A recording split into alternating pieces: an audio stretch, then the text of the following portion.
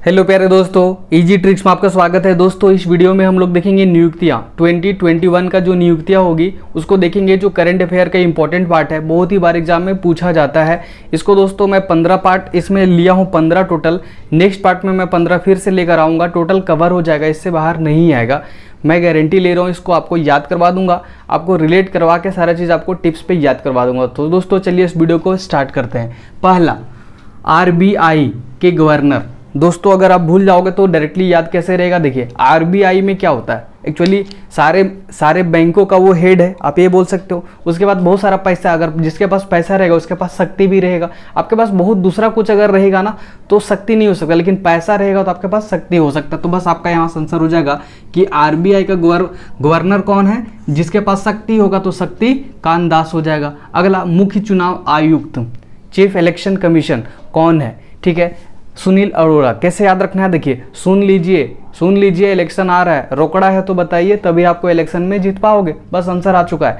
Election जब भी आएगा तो आपका दिमाग में क्या चलेगा, रोकड़ा चाहिए। रोकड़ा मतलब पैसा चाहिए, तभी आप जीत पाओगे। तो रोकड़ा से क्या आ जाएगा, देखिए ध्यान से, अरोड़ा, रोकड़ा अरोड़ा, ठीक है। सुनिए, रोकड़ा है तो फिर आप बोलिए, आपको इलेक्शन में जिता दिया जाएगा, ठीक है। तो इलेक्शन में जीतने के लिए आपको रोकड़ा चाहिए। आगे देखिए ध्यान से, संघ लोक सेवा चेयरमैन, यूपीएससी के जो चेयरमैन होते हैं, यूनियन पब्लिक सर्विस कमीशन का जो चेयरमैन होते हैं वो कौन है, तो ये प्रदीप कुमार जोशी है। आपको पता है यूपीएससी करने के लिए आपको जोश चाहिए, तो बस आपका यहाँ आंसर हो जाएगा जोशी। आप बोलोगे कि कुछ और में एक में और कहीं आपको जोशी मिल जाएगा तो फिर आप कंफ्यूज कर जाओगे। बिल्कुल भी कंफ्यूज नहीं करना है। इस साल का जो यूपीएससी का जो टॉपर था उसका नाम क्या था दोस्तों, प्रदीप कुमार। क्या नाम था, प्रदीप कुमार। तो बस आपका यहाँ से आंसर डायरेक्ट हो गया कि प्रदीप कुमार कौन था, यूपीएससी का टॉपर। तो वही अभी भी कौन है, यूपीएससी का चेयरमैन है, ठीक है। और करने के लिए क्या चाहिए, जोश चाहिए। तो क्या हो गया पूरा, प्रदीप कुमार जोशी। तो आप कंफ्यूज नहीं हो पाओगे, क्लियर है। आगे, आईसीसी के अध्यक्ष, इंटरनेशनल क्रिकेट काउंसिल के अध्यक्ष कौन है, वो कौन है दोस्तों, इमरान ख्वाजा। कैसे याद रखना है, अगर आप आईसीसी में जीतते हो तो आपको खाजा मिलेगा खाने के लिए क्या मिलेगा, खाजा मिलेगा। बस आपका यहाँ से क्लियर हो गया कि आईसीसी के अध्यक्ष आपको क्या देंगे, खाजा देंगे। तो उनका नाम ही फटक से आ जाएगा, खाजा। तो बस आपको खाजा यहाँ पे दिख रहा है, ऑप्शन देखना है, टिक लगाना है। ये इसी चीज़ को बोलते हैं रिलेट करना। देखिए आप अगर नॉर्मल याद कर लोगे ना, ऐसा करके रट्टा मार लोगे तो मे भी भूल सकते हो, लेकिन जो चीज़ मैं रिलेट कर दिया वो आपके दिमाग में वहाँ फटक से एग्जाम में क्लिक कर जाएगा। अच्छा, आईसीसी का अध्यक्ष, हमें क्या बोला था कि खाजा खाएंगे अगर आईसीसी जीतने के बाद क्या होगा। क्योंकि ये क्या होता है, आईसीसी मतलब क्या हुआ कि अगर आप इंटरनेशनल लेवल पे जो क्रिकेट होता है उसमें अगर जीतोगे तो क्या मिलेगा, आपको खाजा खाने के मिलेगा। तो बस ख्वाजा आपको टिक लगाओ, आंसर आओ। जोश से यूपीएससी के लिए जोश होना चाहिए। अब रोकड़ा चाहिए क्या, इलेक्शन के लिए। आगे पैसा होगा, आरबीआई, शक्तिकांत, शक्ति होगा। तो इस तरह करके चीज़ें आप रिलेट करोगे ना तो हमेशा लॉन्ग टाइम तक आपको याद रहेगा, क्लियर है। चलिए आगे देखिए, आईसीसी के CEO, chief executive officer, CEO का full form chief executive officer कौन है दोस्तों। देखिए जो सीईओ होंगे वो क्या करते होंगे, सीईओ वो पूरा मैनेज करते होंगे, चीफ एग्जीक्यूटिव ऑफिसर है, मैनेज करते होंगे, तो उनको बहुत कुछ सहना पड़ता होगा। क्यों सहना पड़ता होगा, आप सोचो ना कि आईसीसी के सीईओ होंगे तो उनको बहुत ज़्यादा सहना पड़ेगा, क्योंकि सारे देश उनको ब्लेम करेगा कि आपने ये नहीं किया, तो उनको सब कुछ सहना पड़ता है। किनको, जो आईसीसी के सीईओ होते हैं, उनको क्या करना पड़ता है, सहना पड़ता है। तो देखिए यहाँ पे आपको दिख रहा है एक वर्ड सहने, क्या दिख रहा है, सहने। तो बस यहाँ से आपका क्लियर हो गया। अगला, थल सेना प्रमुख, थल सेना के प्रमुख कौन है, और ये सारे भारत के हैं जो आपको समझ में आ रहा है। थल सेना क्या हो जाएगा दोस्तों, थल सेना के प्रमुख कौन है, मनोज मुकुंद नरवणे। कैसे याद रखना, देखिए आपको अगर थल सेना मतलब क्या होता है, इंडियन आर्मी, और थल सेना में जाने के लिए आपको कूदना पड़ेगा। कूदोगे, बहुत ज़्यादा कूदोगे तभी आपको थल सेना में होगा। तो बस आपका आंसर आ गया। देखिए एक ही वर्ड में आपको दिखेगा कूद। अगर थल सेना में जाना है तो क्या करो, कूद, पहले कूद का प्रैक्टिस करो, कूद के प्रैक्टिस करो। तो बस यहाँ से आपका ये क्लियर हो गया। अगला, वायुसेना के प्रमुख कौन है, तो वायुसेना लोग क्या करते हैं, दूरियां को कम करती है। वायुसेना क्या करती है, दूरियां को कम करती है। अगर मान लो कि जम्मू कश्मीर में भी प्रॉब्लम हो गया तो दिल्ली से फटाक से वो चल जाएगा, वायुसेना वाले लोग चले जाएंगे तो उनको स्पीड में चले जाएंगे। लेकिन यहाँ से अगर उनको भेजना पड़ेगा, नेवी वाले लोग को भेजना पड़ेगा या फिर आर्मी वाले लोग को भेजना पड़ेगा तो दिक्कत हो जाएगा ना। लेकिन एयरफोर्स वाले को भेजना पड़ेगा तो स्पीड में, तो वो ये दूरियां फटाक से कम कर देते हैं क्योंकि स्पीड में चले जाएंगे। तो बस आपका यहाँ से क्लियर हो गया कि वायुसेना में लोग क्या करते हैं, दूरियां को कम करते हैं, तो दूरिया आपको दूरिया में ही दिखेगा और कुछ भी नहीं। ठीक है भाई, दूरियां कम करते हैं कौन? वायुसेना वाले लोग। तो बस यहाँ से आपका आंसर हो गया। अगला, नौसेना के प्रमुख। नौसेना में जाना हमारा कर्म है। नौसेना हम लोग घर तरफ क्या बोलते हैं? अगर घर तरफ बोलोगे तो उसका बेटा नौसेना में। हालांकि इंडियन आर्मी में भी, लेकिन थोड़ा गाँव में उतना नहीं पता चल पाता ना, तो नॉर्मली बोल देंगे कि हमारा बेटा नौसेना में है। ठीक है, मे बी इंडियन आर्मी में हो, लेकिन नौसेना, नौसेना वर्ड बहुत ज़्यादा फ्रिक्वेंटली यूज किया जाता है। तो बस ऐसे नौसेना, अगर ये दो क्लियर रहती है ऑटोमेटिक क्लियर हो जाएगा। नौसेना में जाना हमारा कर्म है। नौसेना में हमारा जाना कर्म है। तो देखिए कर्म एक ही वर्ड में आएगा, कर्म, और वहाँ वीर गति भी प्राप्त होगी, तो मुझे कोई फर्क नहीं पड़ेगा देश के लिए। तो बस यहाँ से आपका आंसर हो गया करमवीर सिंह। क्लियर है। अगला, पहले एवं वर्तमान सीडीएस। देखिए दोस्तों सीडीएस, अब ये होता क्या था कि ये जो तीन आपको दिख रहा है, ये तीनों इंडिपेंडेंट काम करती थी। इनका जो हेड होते थे वो करते थे, इनका हेड होते थे वो करते थे, इनका हेड होते थे वो करते थे। लेकिन अगर मान लीजिए कि तीनों में अगर म्यूचुअल अंडरस्टैंडिंग नहीं बन पाई तो प्रॉब्लम हो जाएगा।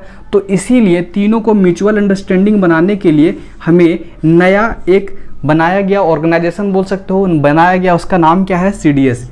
सीडीएस का फुल फॉर्म क्या हो गया? Chief defence service. Chief defence service. और उनके लिए वो हेड, ये तीनों का अब हेड कौन हो जाएगा? ये सीडीएस के जो प्रमुख होंगे वो तीनों का हेड हो जाएंगे। मतलब ये तीनों को जो बोलेंगे, ये बोलेंगे, ये तीनों को मानना ही पड़ेगा। क्लियर है। तो ये कौन है? विपिन रावत है, और ये पहले है, फर्स्ट टाइम बनाया गया, तो ये विपिन रावत है। कैसे आपको याद रखना, देखिए ये तीनों को राहत कौन देंगे? सीडीएस वाले लोग। ये बोलेंगे तुम मत काम करो, तुम मत काम करो, तुम मत काम करो, तुम पहले काम करो। तो अगर कोई थक गया है तीनों में से तो राहत कौन देंगे? सीडीएस वाले लोग। जो सीडीएस के प्रमुख होंगे वही तो राहत देंगे तीनों को। तो बस राहत रावत, राहत रावत, रावत जी देंगे। तो बस आपका यहाँ से क्लियर हो गया, विपिन रावत। अगला, नियंत्रक एवं महालेख परीक्षक। देखिए परीक्षक में महालेख लिखना है, लेख करना है, या परीक्षा में आप जाओगे तो क्या होता है? थंब इंप्रेशन लगाना होता है ना, वो क्या बोलते हैं, मोहर वाला थंब इंप्रेशन। तो बस आपको याद रखना है क्या कि वो लोग ग्रीस लेके आ गए हैं। आपको ये जो लेफ्ट हैंड थंब इंप्रेशन लगवाने के लिए देते हैं ना, तो वो क्या कर रहे हैं? ग्रीस में ही लगा के डुबा के और ये थंब इंप्रेशन कर रहे हैं। बट आपका आंसर हो गया कि जब भी आएगा परीक्षक या महालेख, अरे यार मेरे को ग्रीस से ही उसको क्या किया? थंब इंप्रेशन करवा दिया, ग्रीस। बस आपको याद हो जाएगा ग्रीस। ग्रीस, ग्रीस जो मोबिल ग्रीस होता है उसके बारे में बात कर रहा हूँ, तो ग्रीस से ही कर दिया। ठीक है, आपका गिरीश चंद्र मुर्मू हो जाएगा आंसर इसका। अगला, सर्वोच्च न्यायालय के प्रमुख न्यायाधीश। सर्वोच्च न्यायालय, सुप्रीम कोर्ट के जो चीफ जस्टिस होंगे उनका नाम क्या होगा? देखिए जो एक्चुअली आप देखते हो सुप्रीम कोर्ट में क्या होता है, बड़ सब करते रहते हैं कि नहीं ये उसका गलती, उसका गलती, तो सब लोग बड़बड़ाते रहते हैं। बस यहाँ का आंसर हो गया, chief justice of supreme court बड़बड़ाते रहते हैं। क्या करते रहते हैं? बड़बड़ाते रहते हैं। बड़बाब बोबड़े, क्या हो जाएगा? बोबड़े। डायरेक्ट आंसर हो जाएगा जस्टिस शरद अरविंद बोबड़े। क्या करते हैं? न्यायाधीश लोग बड़बड़ाते रहते हैं। तो आंसर आ गया आपका ये। अगला, नबार्ड। नबार्ड के अध्यक्ष। दोस्तों ये नबार्ड जो बैंक होता है ये क्या होता है? एग्रीकल्चरल बैंक है, और ये जो गांव वगैरह में है उनको डेवलपमेंट करने के लिए इसको बनाया गया है नबार्ड को। इसका अध्यक्ष कौन है? गोविंदा राजुलू चिंताला। कैसे याद रखना है? देखिए ध्यान से, अगर आपको आगे बढ़ना है तो चिंता नहीं लाना, ना बढ़। आप जैसे बोलता है ना कि ना बढ़ पाएगा, कब? जब चिंता लाएगा। जब तुम चिंता लाएगा तो आगे ना बढ़ पाएगा, ना बढ़ पाएगा आगे जब चिंता लाएगा। घर में देखते हो कभी कभी चिंता में बैठ गए हो तो पापा क्या बोलते हैं? ना बढ़ पाएगा अगर तुम चिंता लाएगा। तो बस चिंता लाएगा तब क्या नहीं कर पाएगा? ना बढ़ पाएगा। तो नाबार्ड हो जाएगा, नाबार्ड। क्लियर है। आगे, केंद्रीय फिल्म प्रमाण बोर्ड के अध्यक्ष कौन है? देखिए केंद्रीय फिल्म प्रमाण बोर्ड के अध्यक्ष कौन है? प्रसून। ये क्या होता है ना, फिल्म को प्रस्तुत किया जा रहा है, कभी कभी सुनते हो ना, फिल्म को प्रस्तुत किया जा रहा है, तो जो भी फिल्म वाला आएगा तो प्रस्तुत प्रसून। देखिए प्रस्तुत प्रसून, आपको दिख रहा है एक वर्ड प्रसून, प्रस्तुत किया जा रहा है। बस आपका आंसर आ गया यहाँ पे। तो ये छोटा छोटा जो कीवर्ड है ना आपको फटाक से दिमाग में क्लिक करेगा। इस तरह का ऑप्शन में रहेगा तो आपको दिमाग में नहीं चलेगा, फटाक से चलेगा क्या? प्रस्तुत, प्रसून। कौन सा किसकी कैटेगरी में था कि जो केंद्रीय फिल्म प्रमाण लोग क्या करते? प्रस्तुत किया जाए। मतलब केंद्रीय फिल्म प्रमाण जो बोर्ड है वो क्या करती है कि इस फिल्म को प्रस्तुत किया जा रहा है, या फिर इस फिल्म अच्छा है, प्रस्तुत आप कर सकते हैं। ठीक है, तो बस प्रस्तुत से प्रसून जोशी हो जाएगा। क्लियर है। आगे लास्ट नंबर, भारतीय दूरसंचार विनियामक प्राधिकरण ट्राई के प्रमुख कौन है? ट्राई का फुल फॉर्म दोस्तों telecom regulatory authority of India, telecom regulatory authority of India के प्रमुख कौन है? आपको इसका मतलब क्या समझ में आया? देखिए ध्यान से, दूर संचार। दूर संचार कैसे होता है? जैसे होता है डाक सेवक, राम सेवक, बस आंसर आ गया, डाक सेवक।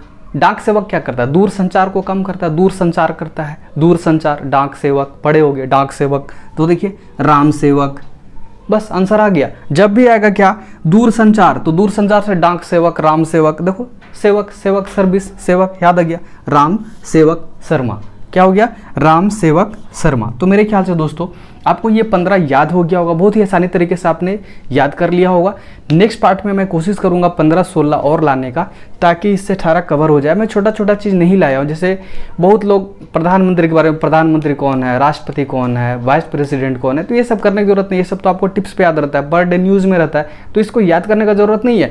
जो चीज़ आपका दिमाग से हट सकता है उसको मैं याद करवाऊंगा, वो सारी चीज़ को मैं क्यों भरता रहूँगा। तो मैं कोशिश कर रहा हूँ कि जो चीज़ आपको ऑलरेडी पता है उसको मैं याद नहीं कराऊंगा, ठीक है। आप कभी कभी एक चीज़ भूल जाते होगा कि वाइस प्रेसिडेंट कौन है, वेंकैया नायडू या फिर रामनाथ कोविंद, भूलना नहीं है। वी से वेंकैया नायडू और वी से वाइस प्रेसिडेंट, वी से वाइस प्रेसिडेंट, वी से वेंकैया नायडू, तो यहाँ से आपको वो डिफरेंस क्लियर हो जाएगा। तो वो सब मैं नहीं कराऊंगा, बट 15-16 मैं कोशिश करूंगा और लाने की कोशिश करूंगा, ताकि आपका ये सारा चीज़ नियुक्तियाँ कवर हो जाए। अगर किसी तरह का और टॉपिक आपको चाहिए तो आप कमेंट बॉक्स में लिख सकते हैं, आपको वो टॉपिक दिया जाएगा। जो पॉसिबल हो पाएगा मैं करने की कोशिश करूंगा। जब परफेक्ट ट्रिक मेरे से बन जाएगा तभी मैं लाने की कोशिश करूंगा दोस्तों। अदरवाइज मैं थोड़ा लेट भी होगा तो आप परेशान नहीं होना है, मैं ट्रिक हमेशा लाता रहूँगा। अभी मैं करंट अफेयर पे काम कर रहा हूँ, तो करंट अफेयर का आते रहेगा। स्टैटिक का अगर कुछ पार्ट आता है तो मैं उस पर भी काम करता रहूँगा। अगर आप स्क्रीनशॉट लेना चाहते हो तो स्क्रीनशॉट ले सकते हो। तो दोस्तों इस वीडियो में बस इतना ही। नेक्स्ट वीडियो में नेक्स्ट ट्रिक के साथ फिर से हम हाजिर होंगे दोस्तों। तब तक के लिए बाय दोस्तों, जय हिंद।